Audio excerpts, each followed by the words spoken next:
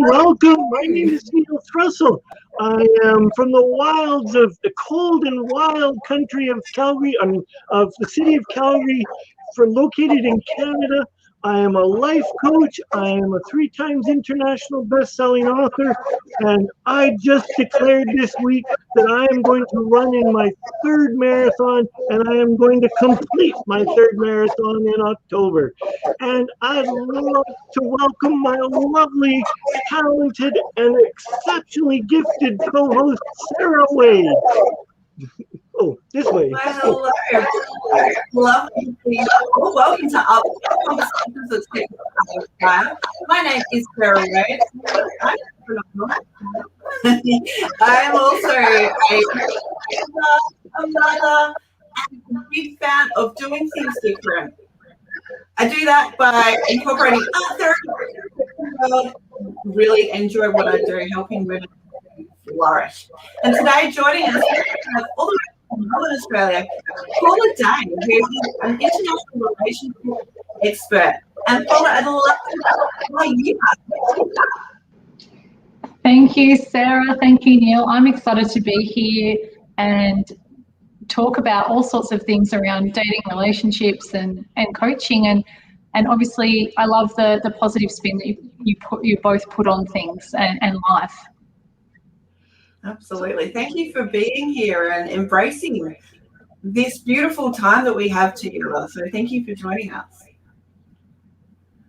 Thank you. Now, Paula, I know that I've known you for a while and I've seen things progress for you, and I'm curious, what is the one thing that you wish that you knew that little bit earlier in your life about dating and relationships? Oh gosh, I love this. And so many of my clients come to me and say, I wish I knew this like 20 years ago. And that is to get clear up front, like have absolute clarity on what you really want in a partner, and to share that early on so you're not wasting time in relationships going nowhere.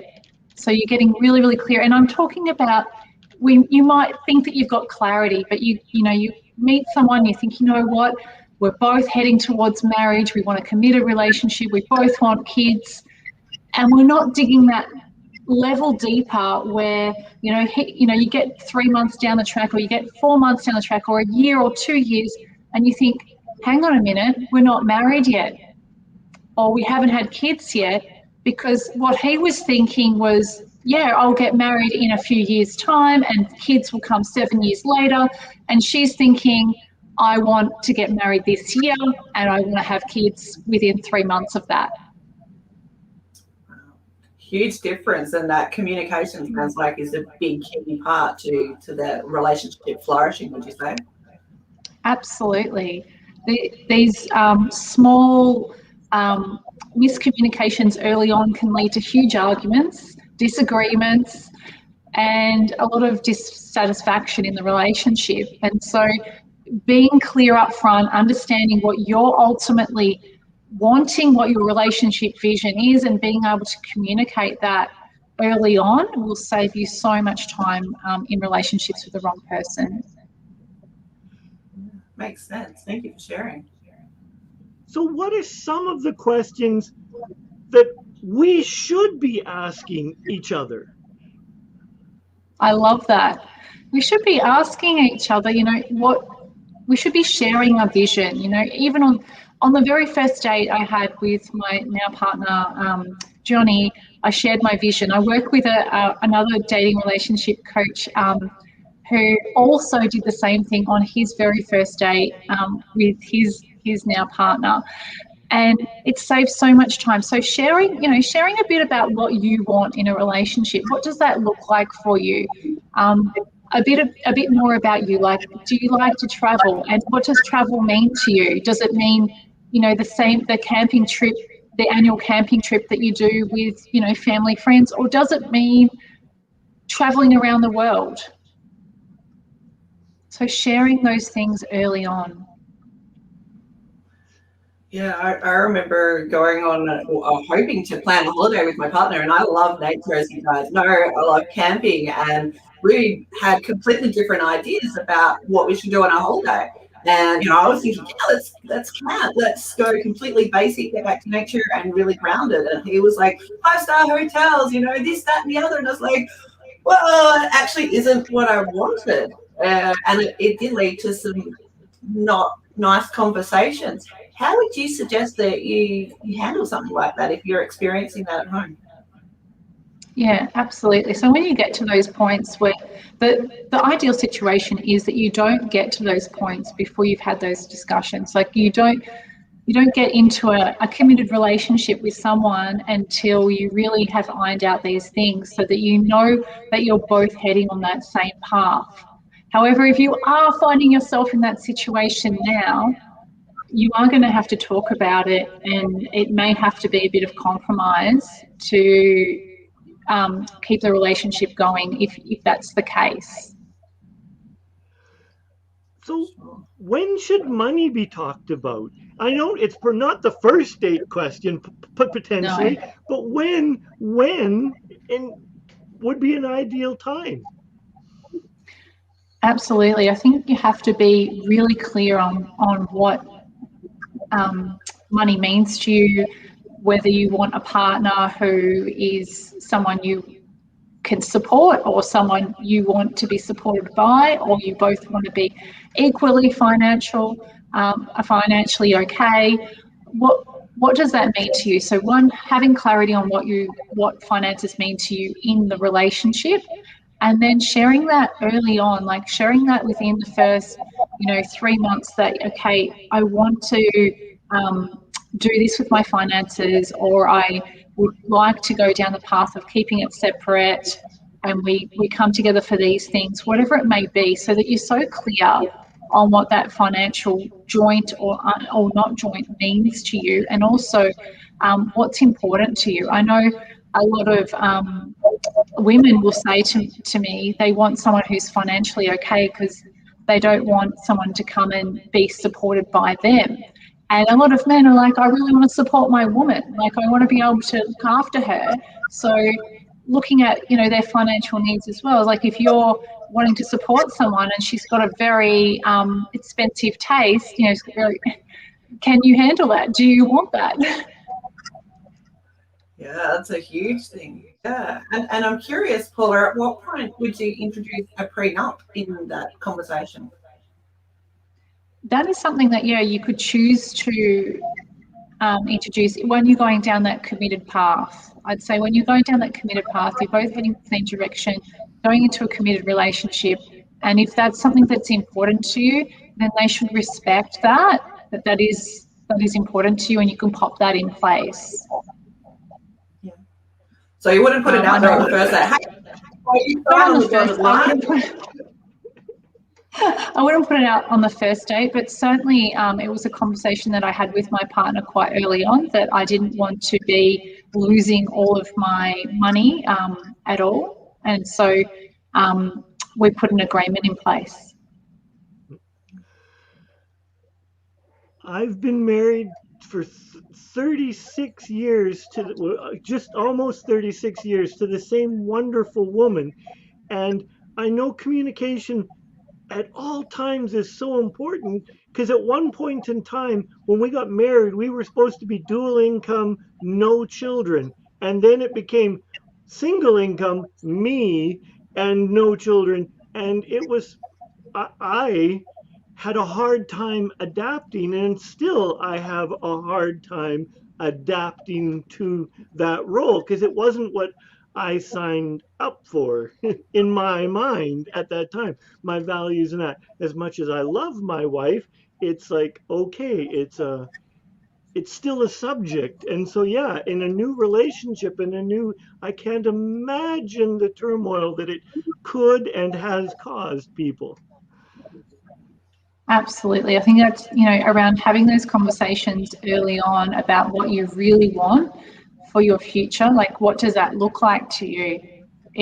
And being clear, okay, if you are going down the path where you want the dual incomes, and that, you know, you've got the dual incomes for a certain amount of years, that you have that conversation about that and how it makes you feel and how you want that to happen. But when you're in the situation when it just happens and all of a sudden you are just the single income, and that could happen for a number of reasons. It could happen because, you know, your partner even gets sick or can't work or needs to look after an elderly parent or a child or whatever that is, you know, can happen in life, right? And you could find yourself in that situation, and at that point you might just have to, you know, adapt and work out whether you're still comfortable with that situation moving forward or you're not. Makes sense. We've got to use one of delays, aren't they great? Someone's just said, my previous partner said, I don't love her because I didn't spend enough money on her. She measured how much love commitment by how much I spent on her. Is that something you find common in the conversation you've been having, Paula? So this is probably her love language, and that's tailoring to her love language, right? So she obviously really loved having gifts and things given to her, like money spent on her, and that was her love language. And so she would have measured your performance, your love for her based on that. And so that's a good way to understand your new partner, like when you get a new partner or if you have a current partner, to understand, okay, what love language are they speaking in, and does it match mine, and will that be okay? Because if you've got a gross mismatch, like if you've got someone who is wanting gifts and you just don't want to provide them, or you feel like it's a waste of money or whatever it is, then that's a mismatch. Same as if you had a person who loves physical touch and a person who is just not wanting physical touch, it's the match, the love language match just won't work. Makes sense. So you just mentioned the physical touch and the money. There's also acts of affection. Can you run us through the other love languages, Paula? Yeah, sure. So, yeah, definitely acts of service. Like I know that my sister she loves acts of service, right? If her partner does something around the house for her, she's like, oh, wow, like I'm completely in love with you, you know? Oh, he took out the bins, oh my gosh, you know? So, you know, acts of service, physical touch, and gifts, and words of affirmation is the last one. Words of affirmation is definitely a favourite of mine. I need to be told over and over again, and I can't get enough of it, right? I love it. And I often say this to men when their wives, when they're having problems with their wives or their girlfriends, and they feel like there's a disconnect. Often they're not telling her enough that she's loved and feeling supported and she's feeling beautiful. Like, just when you think that you've done it enough, guys, like just do it another 5 times. And it's interesting, the love languages are so powerful that it works within your friendship realms as well. I personally do. I have a male friend, he's not gay, but his love language is words of affirmation. Words of affirmation don't even register in my love language. So it's for us to stay friendship, I had to learn to speak his language. I love the man and he's a good friend, but in order to nurture and keep the relationship alive, I had to change and not expect him to change. I had to learn to nurture the friendship in a way that would support him. I love that. Love that. Great share. Paula, what is one thing that you've noticed that people are making mistakes about in their relationships? One of the biggest mistakes that I see is just the masculine and feminine polarity getting thrown off a little bit. So that's where you might just feel like you still love this person and they're a great quality person and maybe they're your best friend, but there feels like there's some kind of disconnect. And this is when usually the women go into wanting to know why. And so they will ask their guy, why are you not spending time with me? Why are you saying this? Why are you pulling away from me? Why are you not talking to me? Why are you on your phone? They will want to know why, and it's just going to push the guy even further away, right? And this is where the man usually spends a little bit more time at work, with his friends, watching footy, whatever they're doing. Like they don't know what's going on at home. It just feels a little off. And so both partners are moving apart at this point, because of the woman jumping into the why, and guys are just built for how, right? They're built for how. So like a better question to ask is like, how? How, or for help. Like ask for help. Give them a problem to solve, and they're going to solve the problem. But ask them why, and they're going to be going around thinking, I don't know. I don't know what the problem is. So one, ask a better question. Two, to increase the polarity, to get your feminine back and your masculine back in your relationship, even by changing one of you will make a huge difference. So you might be thinking, well, my guy's not changing, he's not stepping up, or my woman's not changing, she's not stepping up, she's not stepping into her feminine, and I'm not stepping into my masculine. If you change yourself, it could make a big enough difference to make a huge impact in your relationship and how you're attracted to each other. So men, like stepping into your masculine, like take control of the situation, let her feel safe. And even if she's asking why, solve a problem, tell her it's okay. Step into that ownership and take responsibility, take the ownership of the situation to make her feel like she's safe and secure and okay. And girls, like ladies, step away from wanting to coach, give advice, constantly telling your man, asking your man, having lists, all of that. I want you to give him some space and slow down. Almost like if you feel like when he walks in the door, you just want to blurt out everything, stop, even count to 3, count to 5, whatever you need to do to stop yourself, pause, and just go down out of your head, out of, trying to solve a problem, out of whatever mean girl conversation you're having in your head to yourself, and drop down into your feelings. And how does this man actually make me feel? Okay, I'm feeling really like he's a beautiful guy, and I feel in love with him, and go back to those moments of love. Or I'm feeling a little insecure right now because of this, and just come from that place. Okay, I'm feeling this, and that allows him to solve that problem for you. Nice, yeah. Thank Wonderful. you for that. Thank so you. It sounds like one of my teachers said to me that the masculine is empty and the feminine is full. So when a masculine needs to solve a problem, traditionally it's about emptying it and just doing nothing. No thoughts, no nothing. And if you take the divine feminine and you ask them to do nothing, you might as well just kill them, because it's all about the fullness and the creativity. And those are typical polar typical opposites, but it's an easy representation that when the guy is stressed, he's coming home to do nothing.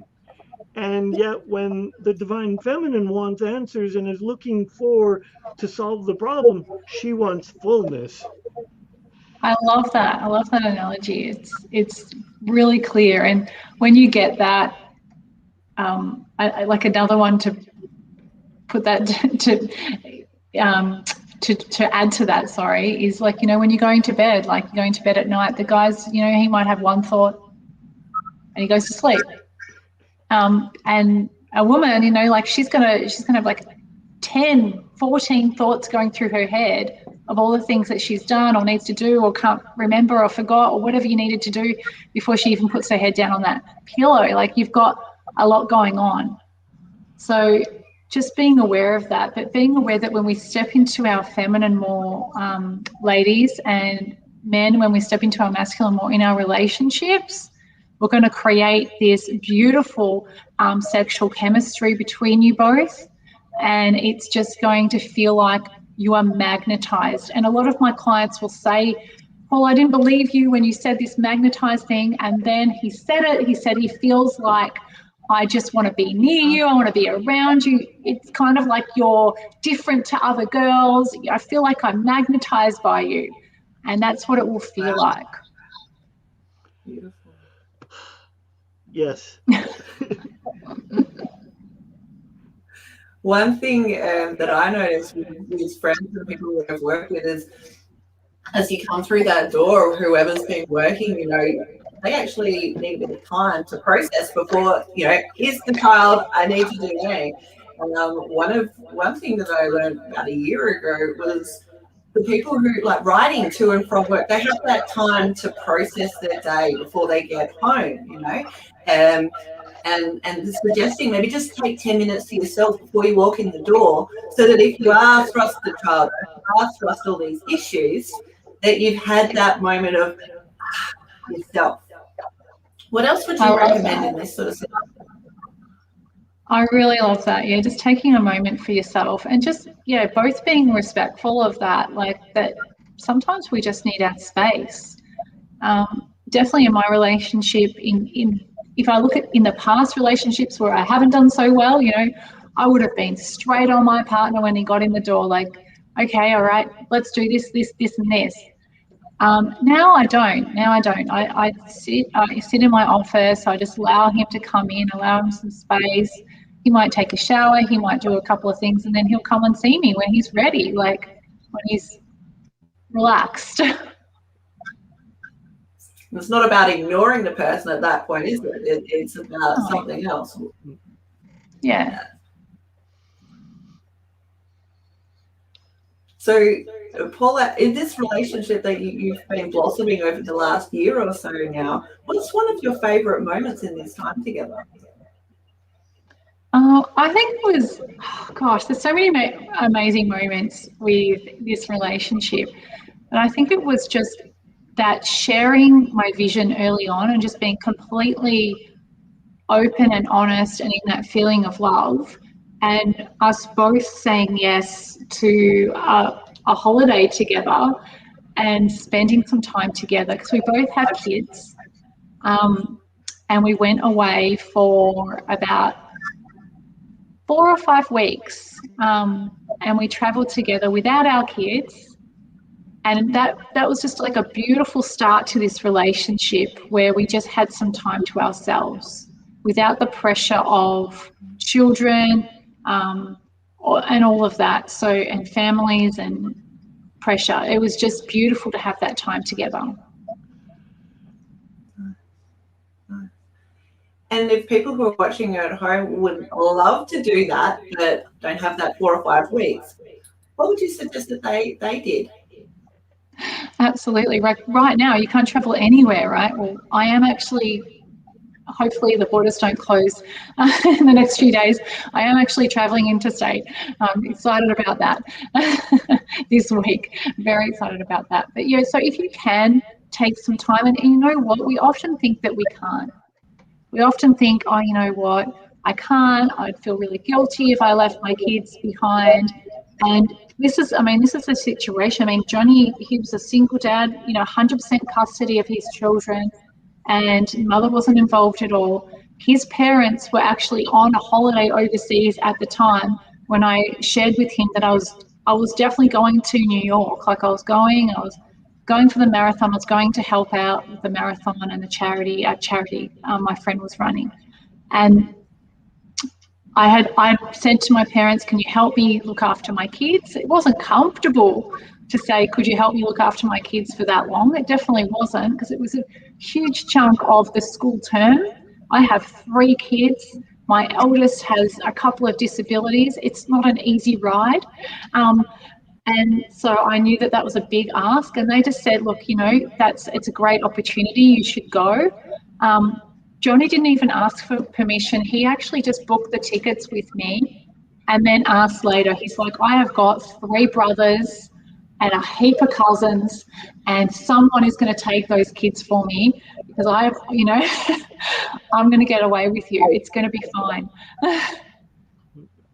So often we think we don't have the ability to do it, but if we said yes, like it's what is that question? Like, what if it was just yes? What if the answer was yes? Like, what would have to happen for it to be yes?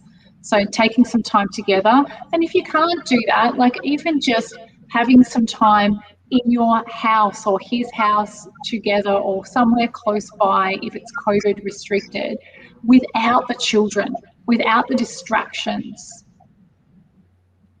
Yeah, makes sense. Absolutely. And because it's not fun to say, but your marriage is your primary relationship, and at times it needs to take higher priority than, it's terrible to say, than your children, because your children eventually will leave, and then you are for if you don't nurture your relationship, you are stuck with this person that you do not know. I love that. Yes, so true. And so as and so you're helping people with relationships, so let's pick someone that's in the middle. They've been happily 5-10 years together, married, living together, whatever. What are some of the things that they may consider looking into to keep their relationship strong and vibrant? Oh, I love that.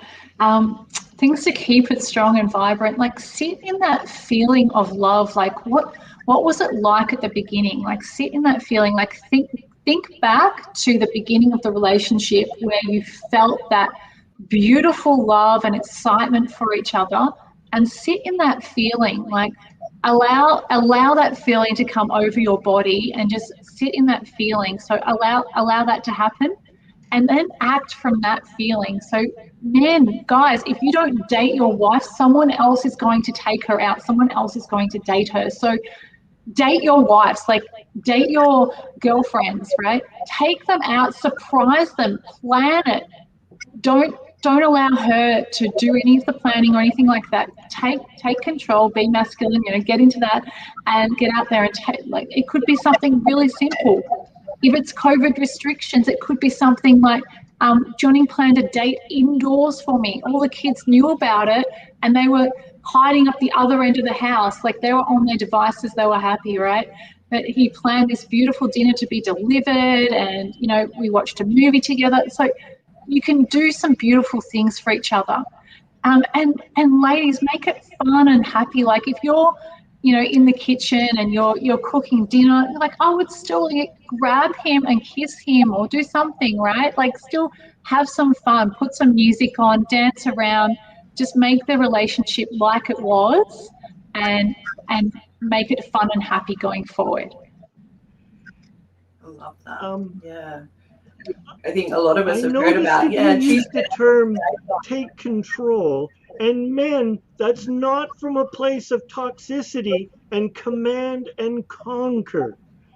This is a place from love and compassion, that you are holding this sacred object in your heart. And it's like dancing. You don't throw her around, you lead her. I love that. Yes, absolutely.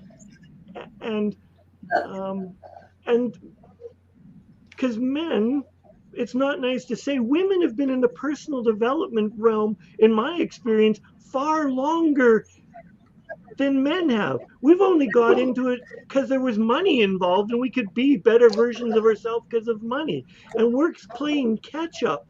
So sometimes we need the simplest things explained to us, and we need to be vulnerable, men, and ask for help. If you don't understand anything that Paula has said, please ask. Type it out in the comments and ask. She doesn't bite. She might nibble a little bit, but she doesn't bite. Well, probably ask your partner too. We've got Paula here now, but yeah, ask your partner. Yeah. So one thing that I've heard a lot of people might have a date night. Might be monthly, it might be weekly. Tuesday night might be date night. When do you actually plan the date night? Do you wait till Tuesday afternoon, or do you think about it in advance? What are your thoughts, Paula? I would love the men to be thinking about the date nights and planning the date nights, and for you to be spoiling your woman, like she's your queen, she's your princess, and looking after her, like doing that. And a lot of women will say to me, I want it to be even. I want to organise the date night. I want to do all of that. The thing is, it's the way that we express love and take love is different between the two sexes. It is between those two energies as well. So men definitely plan those date nights, and yeah, it might be if it's girlfriend boyfriend, you want to know in advance, don't you? Like if you're dating someone and they haven't sent you a text to say that you're doing anything, and they said, we'll go out Tuesday night, and that was last Tuesday, and it's Tuesday now and you've heard nothing, then I would be like either booking yourself in for something else or settling down to a movie on your own. Like even if they did turn up, I would be rescheduling for another time, right? Because that's just far too late notice.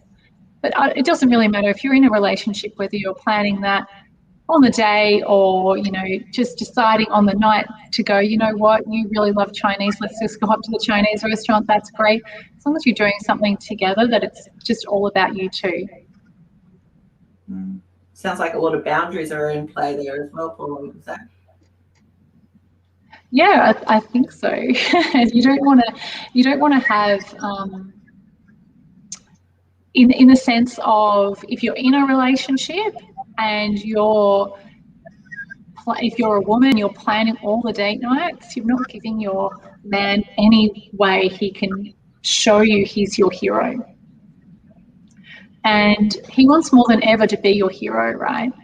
And so allow him some space to do that, to step up, to show you his love in that way. And you can show him your love by, respecting him and being there and listening to him and engaging in beautiful conversations and doing all that with him, rather than going through a list of things that you need done around the house or why you didn't do this or anything like that. Leave all of those advice, coaching, all of that behind and just listen. And if he wants your advice, great. But if he doesn't, he's okay. He's okay. Know that. Like often Johnny will talk about his business and like, I'm in business. I'm quite well versed in that. But I'll say to him, would you like my opinion or would you like some help? And he's like, no, I'm right with it. He just wants to tell me about it. Well, I'm just going to respect that and step back and he can tell me about it. I'm not going to jump in and coach him or try and push him in a direction or give him advice. That's if he wants it and asks for it, I'll give it to him. But other than that, this is our relationship, not a business relationship, right?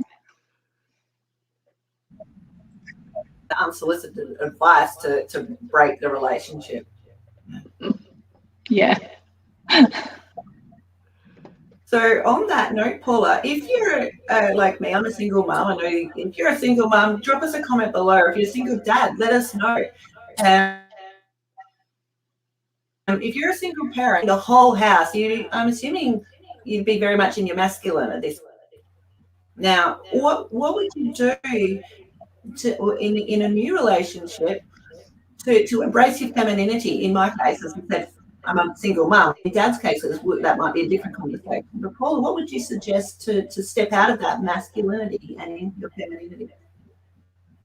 I love that question.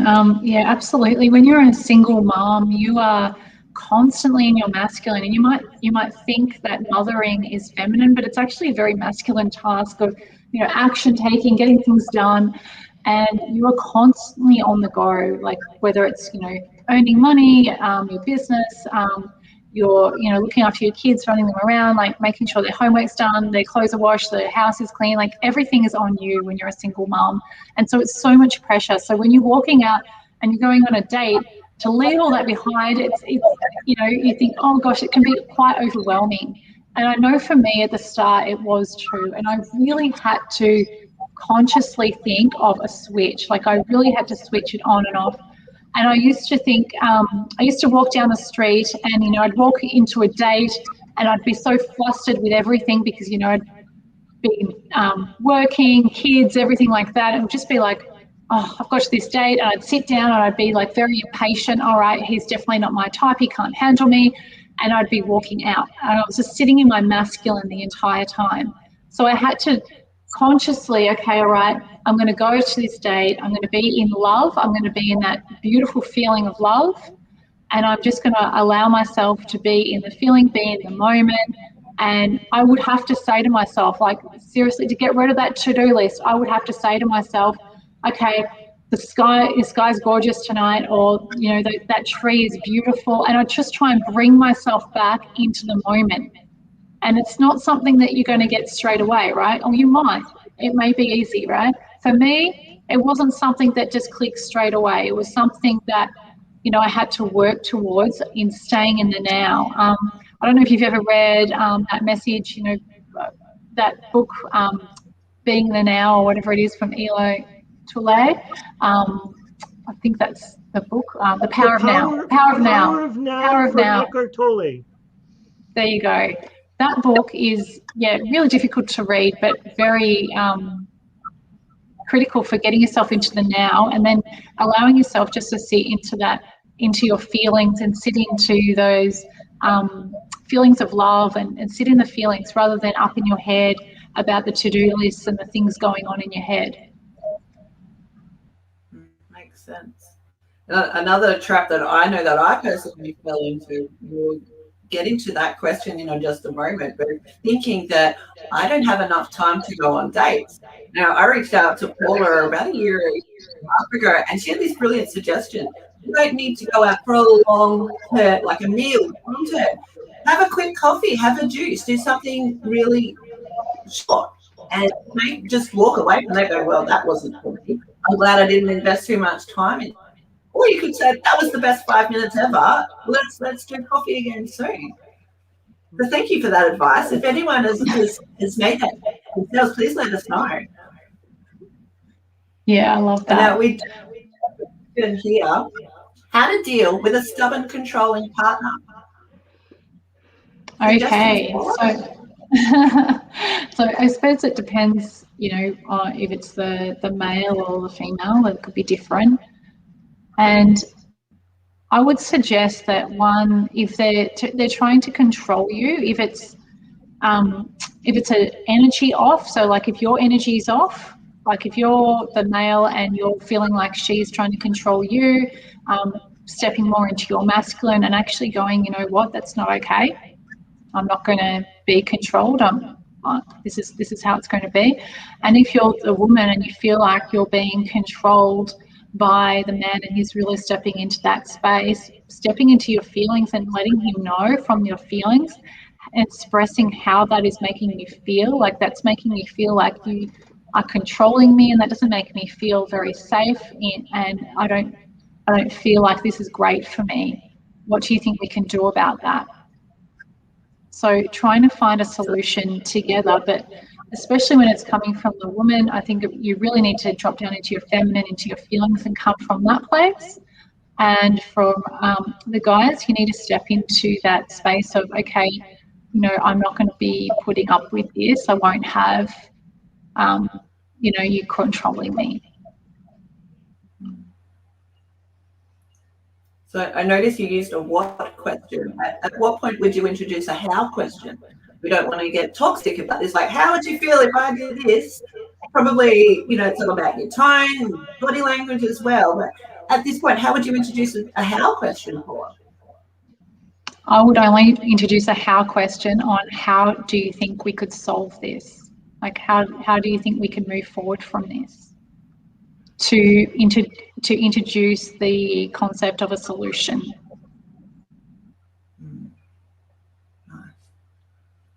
Nice.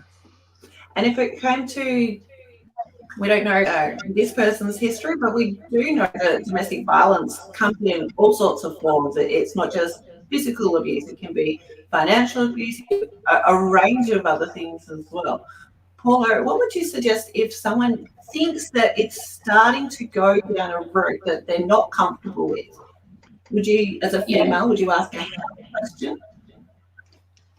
Now, this is a different conversation, absolutely. If you feel like either partner is leading into some kind of abusive relationship with you, and you think there's a pattern there and it's not great, then I would definitely be seeking some help elsewhere or moving away from that relationship. I know for myself, I stayed in a very long-term relationship that wasn't great for me, and it took a really long time to leave. So knowing those cues, if it is that way, to either, you know, get some external advice if you're unsure or uncertain about it, and then taking the steps to move away from it. So when a person is abusive and they're going down that path, one, is it a once-off incident where they're having some problems in their life and it's a once-off thing that you need to just chat through, saying, okay, it's not making me feel good, this is not yourself, like you're not yourself right now,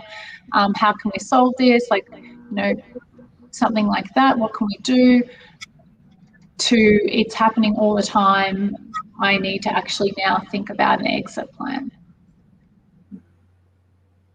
Huge.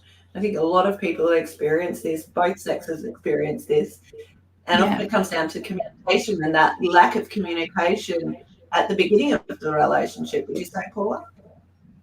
Absolutely. You know, if you're on two different paths, or you've got two completely different love languages, or you can't communicate with each other, like right near the beginning of the relationship. And I've seen so many relationships not work out, and often it will be over something big, like, you know, money or children, or commitment.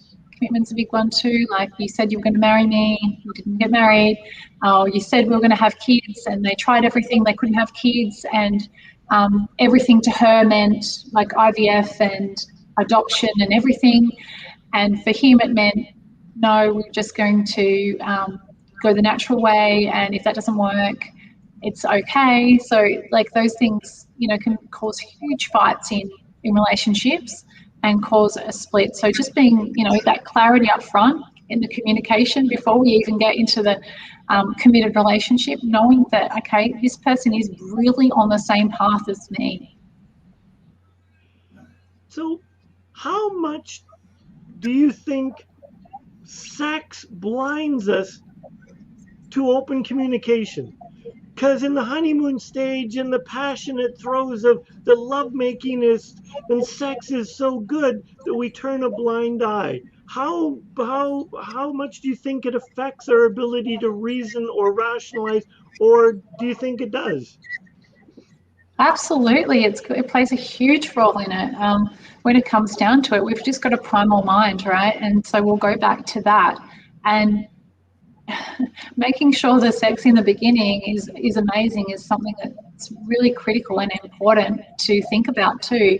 If it's not amazing in the beginning, and you've had some conversations about it and it doesn't improve, that's something that you would definitely not continue on with, because you've got to think about it's your entire life. And a lot of people will go down a path of, you know, he's a nice guy or she's a nice girl, but it's not quite great in the bedroom, but everything else is great, so we'll make it work.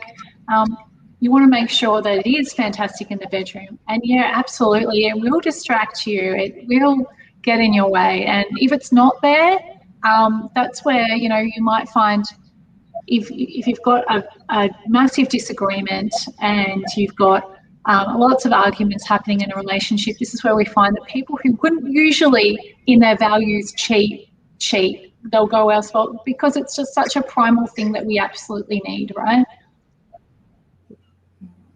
So we've talked about money, we've talked about sex. I'm trying to figure out how we can bring politics into it, and we've covered all the taboo subjects.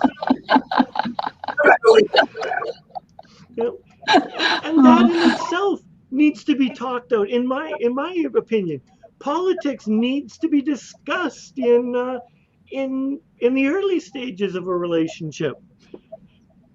Especially if you've got a very clear view and a very particular view, and your partner has a different one. Yeah, that could be a huge issue for you both. And that comes down to values. Like, what do you value? If you're not in alignment, what do you do? Yeah, absolutely. And look, if you're open to changing your values and like going down that path, then you can do that. It's just that you have to work on that. You have to decide that you're going to change your values. But if you can't, like if that's really something that is valuable to you and you're not going to shift and change your values, and look, it takes a lot of work. Like Sarah's a coach, Neil's a coach. You can change your values working with a coach to what you focus on. But if you're not going to go down that path of really investing some time and effort in doing that, then it will make a huge difference if you've got values that are not aligned. Great. One of my spiritual teachers did a relationship program, and when you signed up for his relationship program, you had to go on 3 or 5 dates, and you had to swear on the sacred objects or whatever there would be no sex for 5 dates. And he gave you like 80 crazy questions to ask. And the last time I talked to him, he was had a phenomenal success rate, and it wasn't his specialty. He just was tired of seeing people screw up in their relationships because they jumped into sex. Hey, we're really good, we've had 3 drinks and now we're in bed, and now how do we make a relationship out of this? Absolutely, I totally agree. You have and I do have like some lovely guides around sex and relationships and things like that. And as Sarah mentioned before, she's been through one of my programs, and I strongly suggest that you go down the path of the first date is, a 20-minute coffee date. It's a 30-minute max, right? And you can have all of these coffee dates with, you can have many different dates with different men. And I do suggest that you bring in different partners, because to people that you wouldn't usually date, right? Especially if you are constantly meeting the same person, the same type of person all the time, you think, you know what, I always meet the wrong girl or I always meet the wrong guy. Throw into the mix someone that you wouldn't have usually have dated, someone who is a little bit different.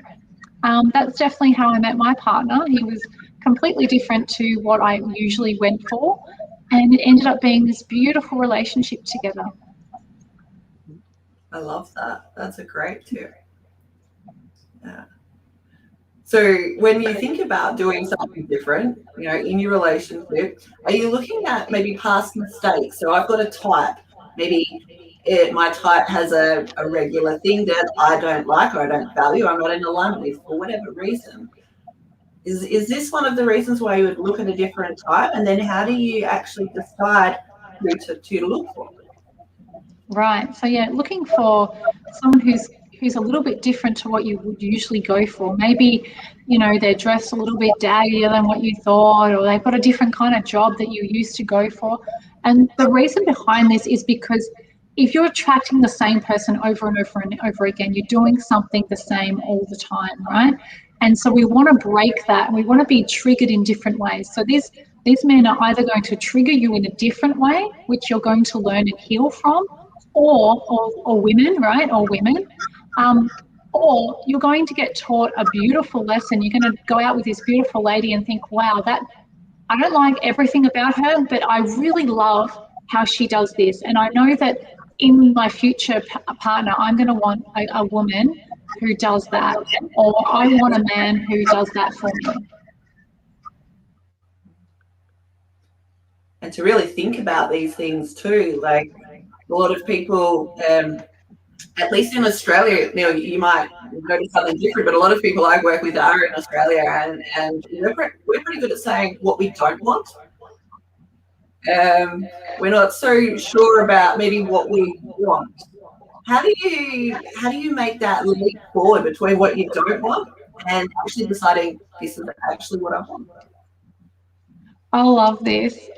When I speak to everyone, like for the first call that I get with a coaching client, and I'll say, "And what do you want your vision to look like, or what do you want this to look like?" And they will tell me with 99% of the time everything that they don't want. We immediately go to the negative and thinking about what we don't want in a relationship. So in order to turn that around, this is something that you can do. Like, one, get clear on your vision, right? Get clear on what you do want, so you're focused on what you do want. But don't just stick that vision in some drawer, or write it down and then lose that piece of paper. Look at it. Remind yourself of it. Look at it each day and go, you know what? This is the relationship that I want. This is the relationship that I'm creating. And if you're in a relationship, it might be noting down, what, the vision of that relationship, what you're wanting to create, so that you can turn up each day in that space. And if you're in that relationship too, having that feedback, I really love that you do this. Those words of affection that Neil said he's getting to learn, he's incorporating that in his friendships as well as relationships, bringing that up. I love that you do this. I know I'd personally like to hear that more than I don't like this. Exactly. Oh, absolutely. Like if someone's done something wrong, it might be just something little, or they're having an off day. So give them the benefit of the doubt, and yeah, focus on the good things, focus on the beautiful things about them, and also focus on that feeling of love and what you ultimately are looking for in that relationship. I think we could nitpick at every single person as well as at ourselves, right? And so let's find the good in that person and look for that. Makes sense. There's so much that I'm just like going buzzing, that there's so many things that we can go down the garden path and play, and because we're all of service mind, that we want to help so many people. We want to lift the consciousness of humankind up, and we want everyone to be in the perfect relationship. And to do that, we just don't have enough time. But to do that, what is the best way for our listeners, whether they're listening now or in the replay? What's the best way for them to get a hold of you, Paula? Yeah, absolutely. On my Facebook profile, I think you're going to drop that link below. Yeah, absolutely. On Facebook. So just Paula Day Coach on Facebook. You can come and see my profile. You're welcome to DM me, private message me on Facebook, and you can see all my content there. And it might not necessarily be you, the viewer. It might be someone who could benefit from being in touch with Paula and her advice around femininity. Like, share with your friends. Get in touch. Perfect. I know from my personal perspective, as Paul mentioned, I did your course a year ago, and it was mind-blowing. I went from the what I don't want to what I do want quite quickly. And just to touch on that really quickly, I manifested something in 2 hours the other day just because I was very specific about my wants. And it was really awesome. I reached out and I was like, oh. It was really awesome. So thank you so much for being you and to share real life tips that really do work. Thank you. So is this still the best place and way to get a hold of you, Sarah? It is, yeah. So that is my business link. You can come and check me out on Facebook, Coach Sarah Wade. You can also find me on Instagram. I spend a little bit more time on Instagram now and really enjoying the color and the flavor and the creativity that is Instagram. So if you do want to find me, /design the life you desire. We do. We design the life we desire. We think about our wants, not what we don't want. Wonder where I got that from. It's a lot of fun. There's so many ways that we can get a hold of each other. And Neil, how do we get a hold of you? Mostly through my website, or you can find me on Facebook And I have an author page with an L in front of it. It's I L Neil Thrussell, and as I teased all of my young nephews and nieces. I told them the L stood for Lord Neil Thrussell, and not one of the little rascals believed me. That's good. Lord. Okay. I'll make sure we're introducing next time. Noted. Got it. So we're almost out of time, and it is our tradition as we leave. I will just come up with. I will share some words that I would like to leave and hopefully inspire our viewers and our listeners, and then we'll go to Paula, and we're just throwing her on the spot here. We forgot to mention this in the green room, and then we'll go to Sarah, and then let Sarah end the broadcast for us. So my hope and dream for all of you, whether you're listening to this or viewing this, is that you recognize your inner greatness and that you are worthy of all of your dreams, hopes, and aspirations. And all I ask of you is that you go and take massive action to achieve it. Paula. Perfect. So thank you so much, both of you, for allowing me to come on today. And look, I so believe that everyone here has so much, yeah, within them. And I'm going to second you there, Neil, and just go for it. Don't hold back. I'm going to add to that. Yeah, don't hold back. And what is that one thing that you maybe secretly want to do, that really fun thing that you've been putting off? How can you incorporate going to that fun place and enjoying it? And if you can't do that for one restriction or another, find something else to have fun with. There are so many ways you can have fun, even in the most boring and mundane things, as Paula mentioned, dancing in the kitchen while you're cooking. Why not? Have fun. So on that note, ladies and gentlemen all around the world joining us on Uplift, I trust that the conversation we've been having today has set your heart on fire, has inspired you, and please get in touch with any of us at any time. We'd love to hear from you. And if you have any feedback, let us know too. Well, take care, everybody. Go and design the life you desire. Thank you, Paula, for being a wonderful guest.